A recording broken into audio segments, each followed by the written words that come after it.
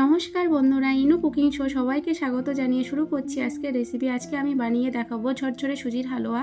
এরকমভাবে সুজির হালুয়া একবার বানিয়ে দেখতে পারো। এটা দেখতে যেমন লোভনীয় হয়, খেতেও কিন্তু দুর্দান্ত স্বাদ হয়, আর বানানো খুব সহজ। তাহলে চলো আর কথা না বাড়িয়ে আজকের রেসিপিটা শুরু করি।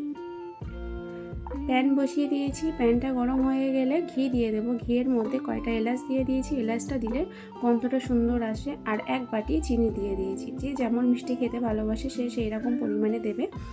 তো চিনিটাকে ভালো করে নাড়াচাড়া করে এটাকে ক্যারামেল তৈরি করে নেব। তো চিনিটা অনবরত নাড়তে হবে, নাহলে লেগে যাবে তলায়, আর পুড়ে গেলে খেতেও তিতো লাগবে, ওই জন্য অনবরত নাড়তে হবে। আর আমি এই রান্নাটা পুরোটাই গ্যাসের ফ্লেম লোতে আর বন্ধ করে করে করেছি। তোমরা এই পুরো রান্নাটা গ্যাসের ফ্লেমটা লো দিয়ে করবে, তাহলে রান্নাটা ভালো হবে, পুড়ে যাওয়ার সম্ভাবনা কম থাকবে। তো আমার এদিকে ক্যারামেলটাও তৈরি হয়ে গেছে। এতে আমি কিছুটা দুধ দিয়ে দেব। দুধ দেওয়ার সময় একটু সাইডে সরে যাবে, আমার যেমন ছিটকে এসেছিল। তো তোমরা এই ভুলটা করবে না, তোমরা গ্যাসের ফ্লেমটাকে একদম বন্ধ করে দেবে। আর আমি দুধটাও কিছুটা অল্প পরিমাণে দিয়েছিলাম, অল্প অল্প করে মিশিয়ে নেব। আর অল্প অল্প করে দুধ দিয়ে এটাকে মিশিয়ে নিতে হবে।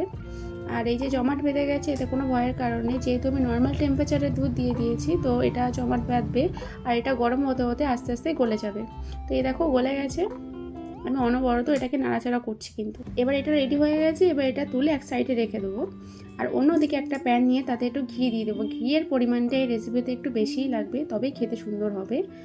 আর আমি ঘিয়ের মধ্যে কাজু আর কিশমিশটা ভেজে নেব, তাহলে কাজু কিশমিশটার স্বাদটাও অনেক সুন্দর হবে।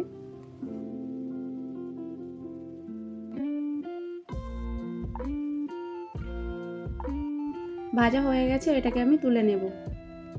সেই প্যানে আরেকটু ঘি দিয়ে তাতে আমি 1 চামচ বেসন দিয়ে দেবো। বেসনটা দিলে সুজির হালুয়াটা বেশি ঝরঝরে হবে। আর বেসনটা দিয়ে অনবরত নাড়তে হবে, যাতে বেসনটা পুড়ে না যায়। পুড়ে গেলে তিতো হয়ে যাবে, খেতেও ভালো লাগবে না।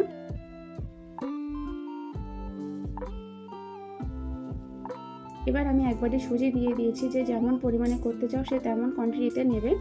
আর সুজিটা দিয়ে অনবরত নাড়তে হবে। এই সময় আমি গ্যাসের ফ্লেমটা একদম লো দিয়ে দিয়েছি। আর সুজিটাকে অনবরত না নাড়লে সুজিটা পুড়ে যাবে। এবার আমি আস্তে আস্তে দুধ দিয়ে মিশিয়ে নেব। তোমরা দুধ বা জল যে যেমনটা চাও সে তেমনটা দিয়ে করতে পারো, কোনো সমস্যা নেই।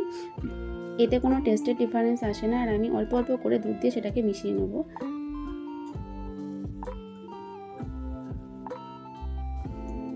আর এতে আমি আরেকটু ঘি দিয়ে দিচ্ছি। যত ঘি দেবে টেস্টটা ততই সুন্দর হবে।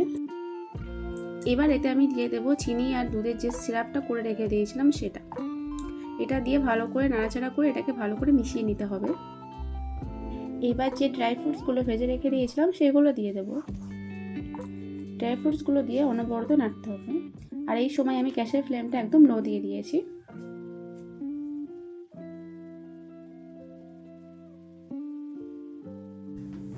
দেখো এইভাবে নাড়াচাড়া করে নিতে হবে। আর আমি কিন্তু অনবরত এটাকে নাড়াচাড়া করেছি। আর গ্যাসের ফ্লেমটা একদম লো দিয়ে দিয়েছি, যাতে তলায় না লেগে যায়।